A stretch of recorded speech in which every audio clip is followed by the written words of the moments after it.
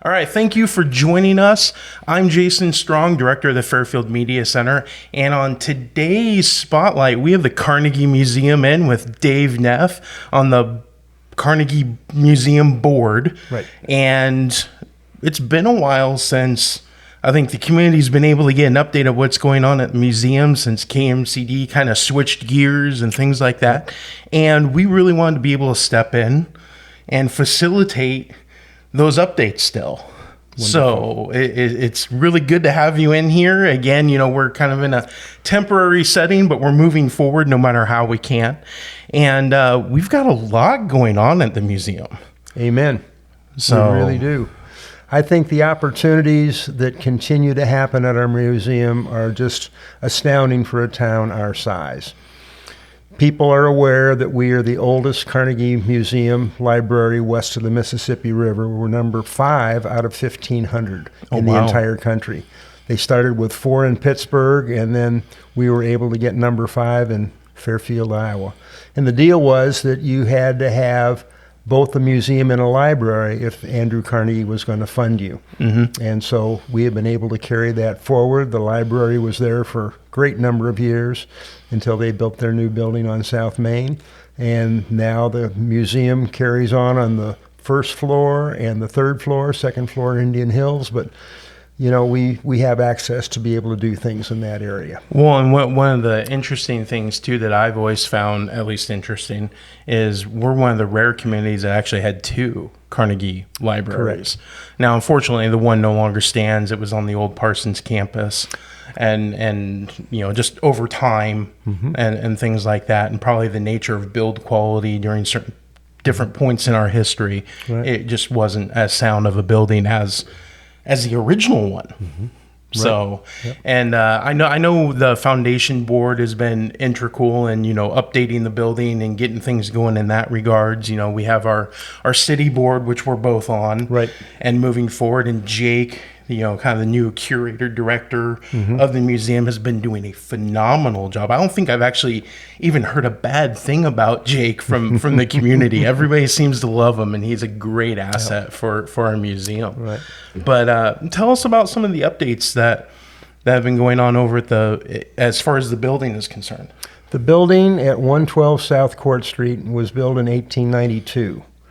And this is the first time since 1892 that the building has ever been retuck pointed. They must have known how to do it right back in the day. They don't build them like they used to is a very true phrase. Amen. And so the tuck pointing is pretty much finished. They've shored up the southwest corner and other things. The current process is for window restoration. And thanks to the Lee Gobble estate, we are able to complete these projects on there. So, well, I know the windows are looking absolutely fabulous. Right. And there's been a handful of times where I've driven by at night and being able to see the lights on and be able, to see that there's activity rather than kind of those cut off type, smaller, much more modern windows that, right. Didn't really facilitate a very good look on the outside necessarily, but really brighten it up on the inside now. Yeah. And on the front windows to have the dome at the top again that we didn't have for a period of time. But yeah, it's really come along. Kelly Glass Company is the one that's doing the installation of these, and they got a real good start on it. But they also had contracts for the summer with public schools, elementary schools, and they said, we will be back, but we got to get the elementary schools done before school starts. It's a lot harder to try to do those kind of renovation projects when you've got mass amounts of people and foot traffic going on. Right. I mean, I know Indian Hills is there, and I still think some of the Indian Hills rooms still have to be addressed. Yes. But that's going to be happening during their school time, essentially. But but managing adult movements compared to little kid movements, I'm sure is a lot different. Yes. So. Yeah. So we're very hopeful that the contractors will be back as we hit the month of September and be able to wrap up the window project before the autumn winds turn into winter winds, and that way everything will be sealed up tightly. Which side of the building are the windows that still need to be finished on? pretty much on the south side of the building are the ones that are still being completed on that. Okay. We had to move some of the things inside, displays and other things so they could access, and so they put that off toward the end so at least the front could be completed and put back together and things. And then once all the windows are in, we have ordered new shades, and shades will be installed because a lot more light coming in, as you said before, Jason, but at the same time, it's blocking the UV rays, but sometimes the volume of light can be overwhelming for people. Well, exactly. Yeah, I mean, it's UV protected glass because, you know, we don't want to damage any of the artifacts that are in the museum, and sun exposure will do that really, really quickly to certain items. Right. And so having that UV protected glass is an awesome thing to have.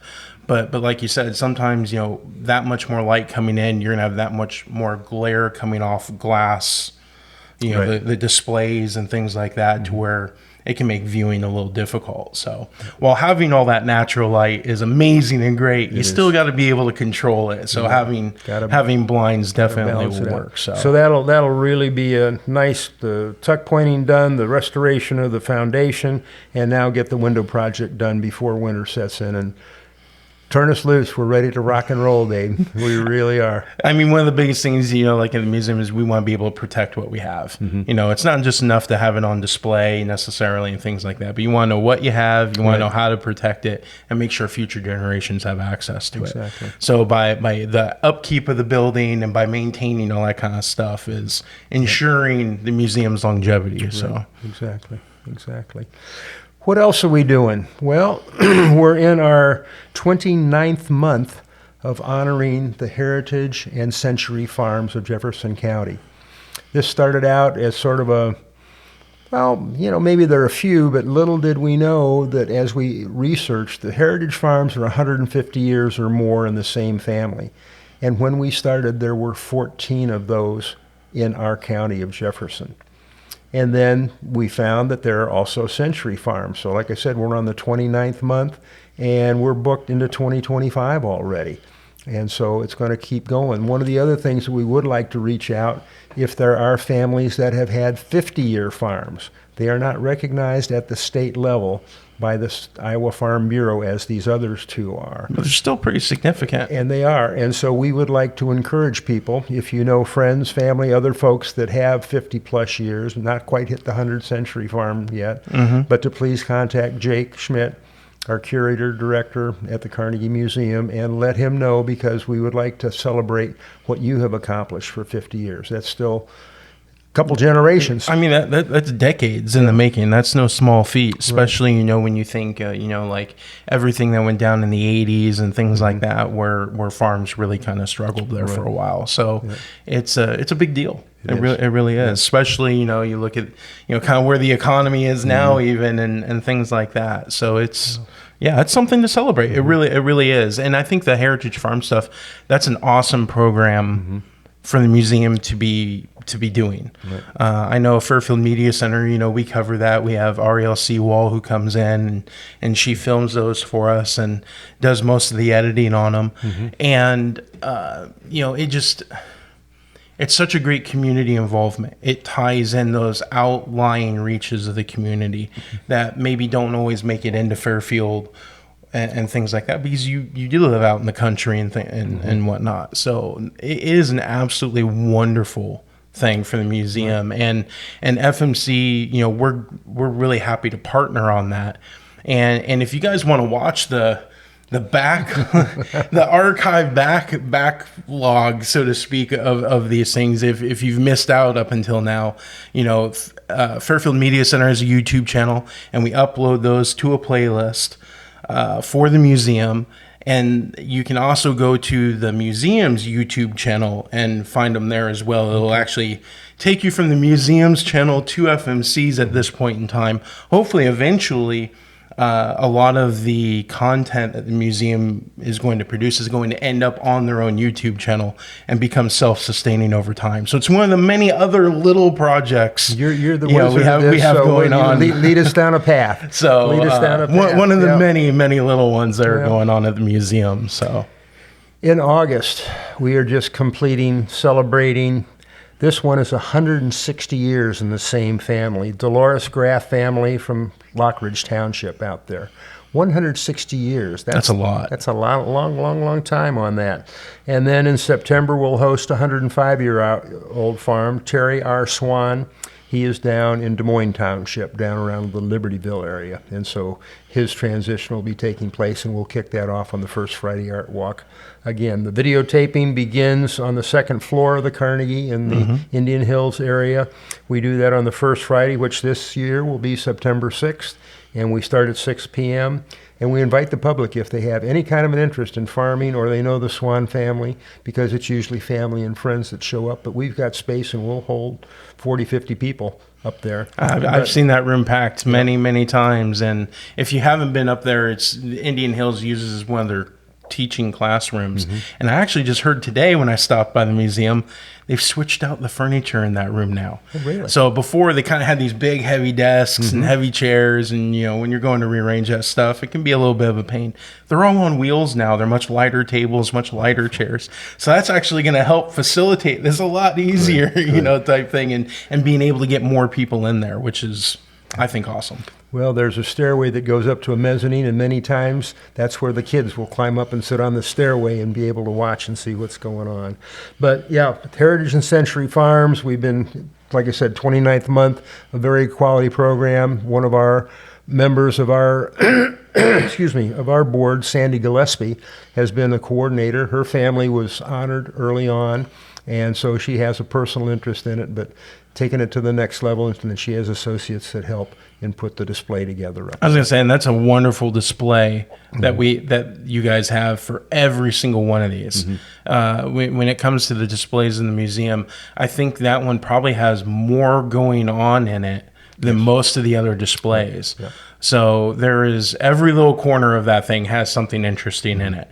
And they do an absolutely wonderful job putting that together. And I don't think people realize the time it takes to, kind of choreograph a display and get it all laid out. So it's working. It's working.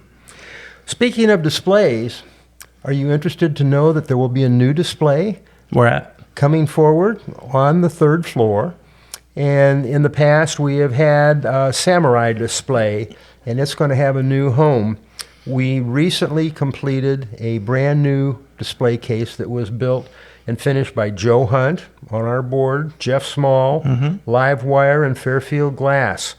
And this is one of the oldest displays when you look at the chronological of what's being displayed in there in the museum. These date back to the early days of when Parsons College had ministerial program. They would send out missionaries, and they would go to Africa, they would go to India, they would go to other places, and part of that responsibility at the end of the 1890 or whatever was to bring back different artifacts as they would travel to these different countries. And so these artifacts were on display. Some people remember the Parsons College campus that stood out north of town. Well, there used to be Barhite Chapel, and in addition to that same building, there was Parsons Hall. This is where, when I was in school there and teaching there, the administrative offices, the president, the vice president, other people were in there. And at that time, I knew that they were there, but I didn't know there was a museum on the second floor of Parsons Hall. I had no idea that there was even a museum up there, and I was part of the Parsons film. So that even went unbeknownst to me. And but yeah, that's a really interesting thing. And I was actually talking to Charlotte Wright, who does a lot of our research and kind of heads up certain specific things for us. And she had mentioned to me that had been in a museum area over at Parsons, and just blew my mind, because that was one detail that I was not aware of. I learned also. Well, as it was when Parsons closed in 1973, there was enough communication between the library. Of course, Paul Sells was there at the Library Museum. Paul Sells was there at that time. He'd been a professor at Parsons for many years. He was aware of some of these things. Ben Taylor, who had worked at the Fairfield Ledger. Anyway, they migrated from the campus to the display that was on the, I'll say, at the south side of the third floor. And I'm going to call it a samurai display. But they would bring back these artifacts. They would go out on a 2-year assignment, the missionaries, and then when they would return, they found the samurai uniform and helmet and other things. When they'd been put on the mannequins, they were put on backwards. Oh, no. The helmet was going one way and the suit of armor was going the other way. So in their research, because it is there and they thought that's the way it was supposed to be, Charlotte and company said, "Oh, our research shows that, so we'll fix that." which is a good reason why research needs to be done, because if you're going to display something, you want to make sure it's displayed correctly. Right, exactly. So anyway, when Parsons closed in 73, they were donated, and so they've built a new Case 25, and it's been cleared out, repainted, new electricity. Half of the new case, right half, left half, will be a missionary case, and that will be a permanent installation. So some of those will remain permanent. But on the other half, there will be a rotating display, and this will highlight different people and what they have done. I had not heard these names before, but that's why we do the research. Exactly. First display in this half will be the Reverend C.W. and his wife Myrtle McCleary. The Reverend was raised in Washington, and his wife was raised here in Fairfield. Part of the Kirby family was her family on that. But we're going to highlight them, and then on a regular basis try and rotate other pieces that we don't have space, but to highlight these artifacts that the missionaries I think brought that's back. one thing people don't realize is how much the museum actually has, even that's not on display. And so being able to have displays that we can kind of rotate out and showcase different items, which is why we want you guys constantly coming to the museum, because we're constantly trying to rotate things in and out, which have maybe spent decades not being displayed. And so they're not mysterious items to us. That, I mean, they have all been cataloged at one point in time, but it's going back, revisiting those items, revisiting the research, seeing if there's anything new to those items, but then letting them see the light of day. So, Yeah. I'd like to share a little bit more detail on this before we get to a wrap up. But samurai warriors were back in Japan for nearly a millennium, from 12th through the 19th century. They followed a code of idealized behavior known as Bushido, the way of the warrior, focused on 7 virtues, which I think are still true today: honesty, courage, respect, benevolence, rectitude, honor, and loyalty. And this was a prescribed acceptance of death so that they could refer to commit ritual suicide. Okay, rather than seem to be different disloyal. cultures. Yeah, different folks, different stroke, different folks. But anyway, this armor provided not only protection but a sense of individual identity. Elaborating decorated armor distinguished higher caste warriors from lower ranking and other from there.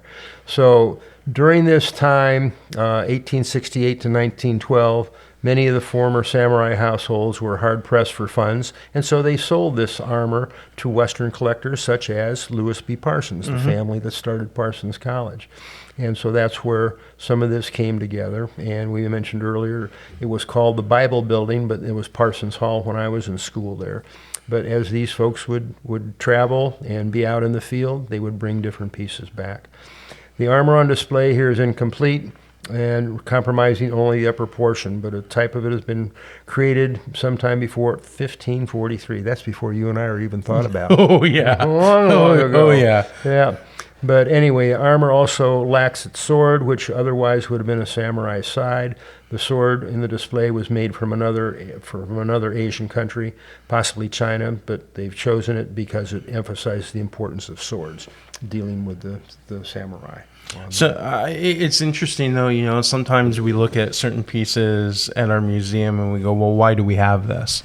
You know, type thing. And you have to keep in mind that back when a lot of these pieces were donated to the museum, it was families traveling, whether through missionary reasons or whatnot, but going to other places of the world, bringing these objects back, so that other people who didn't have the luxury of being able to travel can experience other places in the world. Right. You know, and so sometimes we look and we go, well, we have the internet and we can just, you know, Google search everything, you know, type thing. And a picture can say 1,000 words. It really can. But also being able to see it in person, or even being able sometimes to touch an object, really connects you on a much deeper level. And so that's the significance of some of these things. And to know, you know, that's true history going on there. Right, right. Well, anyway, let's move on from the samurai and talk about some other displays that are going on that people can see. We're trying to spread out from 112 South Main. And one of the other things at that location, Art McBreen is one of our top volunteers, and he's discovered that Fairfield hosted a Prairie States Mushroom Club. I've never heard of this. Neither have I. But evidently, when you do the research and find how many different species, varieties of mushrooms at that time grew in southeast Iowa, it was phenomenal. Oh, wow. And some people love mushrooms with their steak or mushroom soup or whatever, and other people say, get them away from me. So this is for those who really think mushrooms are great, or on your pizza. A variety of local mushrooms would be collected and then freeze-dried. And so that way they become permanent and not just going to deteriorate and got to keep them in the fridge all the time. So they would be able to be placed in this display. And all these mushrooms that Art is researching were collected in Jefferson and Van Buren County. So these are all local. So it will be announced when this display is ready to happen. That's awesome. Okay. And Art's one of the other people that volunteer. They come in, they do research on behalf of the museum. So I'm going to touch on a slightly other point, and that is we're always looking for volunteers. Right. We have so much going on at the museum. A handful of people just isn't enough. No. And so if you feel that need to want to volunteer, want to be able to contribute in some way, shape, or form, it may be researching stuff. It may be, hey, I can come in and I can run a vacuum cleaner.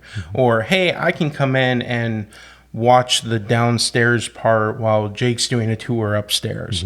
You know, interfacing, you know, with people a little bit. Right. So there are so many different ways volunteers can help. And like I said, Art is one of those people who's happy to come in and do that research and be able to make an experience at the museum happen. Yes. So yeah. Exactly. So we want to thank Art and our other volunteers that have made this happen. We mentioned before the window project. Right now, military display case on the 3rd floor as the windows are completed. That's the south side. That'll be the last area. As that'll be completed, then the military uniforms that are currently on display at Jefferson County Realty on the west side of the square will be put back in place, rearranged, fluffed and buffed, and making looking good. But we have uniforms from all branches of the service that were donated by Fairfield residents, Jefferson County residents, who had been full-time military, colonels, and other things along the way. Which Jefferson County has had a long history of military service. Yeah. So right. So that'll be taken care of. Well, what happens to Jefferson County Realty on the west side of the square when this moves out? In fact, we were told by Doug, and I think his son's name is Jeff. I went to school with Jeff, yeah. Okay. And they said, of everything that we've had in that window, we have had more people stop, put their nose, well, maybe didn't put the nose on the window, but they stopped and just did more than and a face print. more than a walk by. They stopped and looked at these military uniforms. And so they said, we'll keep them as long as you can. So once they move back to the 3rd floor of the Carnegie, the next thing will be a display highlighting Fairfield High School in historical retrospect. They have enough documentation and other things to show, where was the academics, where was the athletics, but try and do that in a phase by phase, decade by decade, however they decide to do it. But hopefully that'll get the same response. But we want to say thank you, Jefferson County Realty. Absolutely. There's no cost. We use that south window of their front, and we can put anything in it that we want to. And if it is real sunny in the summertime, they'll pull a shade down until the sun hits halfway through the day and then move it on from there. But we are just, all I can tell you folks is the excitement, the enthusiasm. When we started, I didn't mention numbers, so let me wrap up today with numbers. Absolutely. Back in the day, before COVID, we would average 250 to 300 people per year that would come through the doors of that museum. COVID, as in everything else, we got shut down completely, but it gave us an opportunity to retrofit, repaint, redo displays. Other things were happening during that time. Right around that time is when you mentioned Jake Schmidt came on and got involved. In 2022, we had 2,500 people that came through the door and registered. 2023, we had over 5,000 people that came through the door. 2024, we are ahead of 2023. 6 high school class reunions are booked. Some of them came during the summer, but others will be coming now that school's open, homecoming, and other things along the way like that. But people walk in the door and they're just knocked over. The first question is the buffalo head still here? Because they remember when they were in elementary school and they came in, and during COVID, we were able to move the buffalo head downstairs. And we had a fella that does that professionally, and fluff and buff and put it back together and then place it back where it belongs. Again, it's protecting those things so that future generations can come back and have that experience. So, but yeah, I mean, that's amazing, going from 300 to 500 people prior to COVID per year to, over 6,000. And we're looking at having even more than that potentially this year. And so it just shows the amount of effort and stride that everyone's trying to take at the museum to, I want to say, bring it into the 21st century and make sure it's continuing to thrive.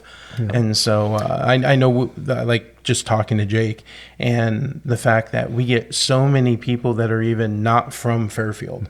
We've got people, coming from Des Moines, Pella, Illinois, things like that. People who are driving hours to come here. And it's just absolutely amazing and awesome. We had 2 tour bus loads from Des Moines that came during the same week or a week apart or whatever, and they were just overwhelmed as to what we offered at the museum and what Fairfield offered. At our coming meeting this next Tuesday, Terry Baker of Visit Fairfield is going to come, and we're going to talk about marketing to the state. How do we reach out? Are there certain magazines that people really like to read? Can we put advertisements in there?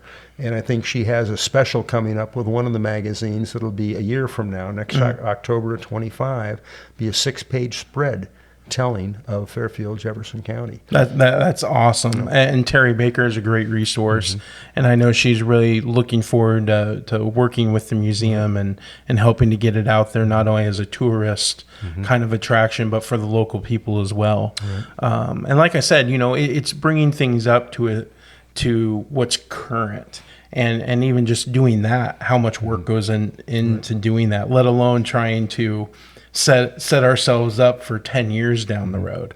So it's a lot of work that goes into this stuff. But I know we have a lot of dedicated people helping at the museum. So it's absolutely wonderful. That's what it takes, is that dedication, enthusiasm. We have a balance on our board right now of people who are working, such as you. Others of us are retired, but we do need volunteers. You don't have to be a board member to be a helper on that. And when we have our Saturday opens from 11 until 3, and other times we need to have folks that are going to be there that can answer questions and sort of monitor what's going on. But you don't want people to walk in and nobody's there to greet them. Exactly, or have those hours posted and then somebody comes and the doors are locked. Right. So, exactly. So it's definitely wanting to make sure we're available as much as possible. Well, and with your help and what we're doing right now, we had a monthly program on KMCD for many years. Now this is the inaugural today to kick it off. First one. And we're going to mark it on the calendar, so it'll happen again and again. Exactly. One of our colleagues there, John Godwin, has been very good. When Sherry and I are out of town and other things, he'll step in and do that program. He will help with the video. We have a family event going on the 6th.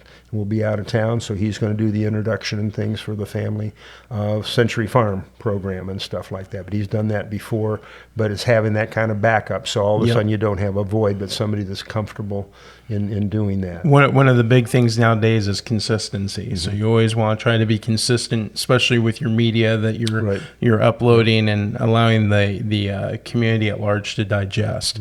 And so it's always having those fallbacks. It's having those safeties in place so that you don't miss a beat. Consistency makes for continuity. Continuity makes for success. Exactly. Anything else that we need to be able to touch on this first go around? I tell you what, we've covered a lot of territory. I don't want to overwhelm. First time out, let all the cats out of the bag, and then I can't come back. I have nothing to talk about. Well, I think the first time we did a Chamber Talk Spotlight for us here, I think it was a half hour. It may have been even longer than that. So, it's short, simple, and sweet. They're great, but sometimes you got to take a little more time, especially when you're kicking it off for the first time. So good. But well, much appreciated. It's good to have you on the board, and thank you so very much for providing this new venue that we can share the good word with our community. Well, it's our honor to be able to do it. It's one of the things that FMC really finds extremely important is getting that communication and helping spread the word on that stuff. So, but thank you guys for watching. Thank you for listening. And you're going to see more of these coming down the pipeline. So stay tuned and take it easy. Thank you. And Team Carnegie, go Carnegie.